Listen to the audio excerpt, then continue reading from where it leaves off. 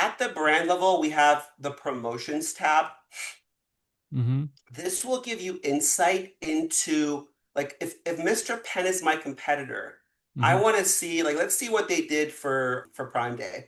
I can see the products that they ran ads on. I can see whether it was a lightning deal or a Prime exclusive.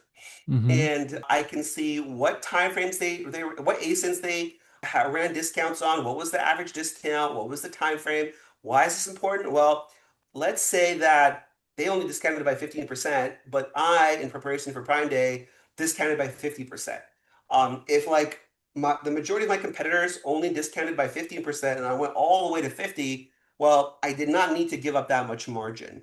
So again, this goes back to like SmartScout just being a tool, a software, a database that gives you like an unprecedented level of access into your competitive and market ecosystem.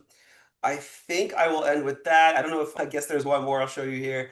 Michael, in the Marketplaces. promotions, just before we hop into marketplaces, how Oh, sure. long back does the data go there? We saw Oh, that's a August, great July. question. That's a great question.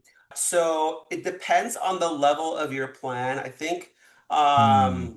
I'm not sure you get access to this on basic, to be honest, Mm-hmm. but you might, but it's going to be like 30 days and then it Mm. goes to, pardon me for not remembering the exact It's time okay. frames on access levels, but just know that the higher tier you have, the further back you'll be able to go Mm-hmm. as far as this goes.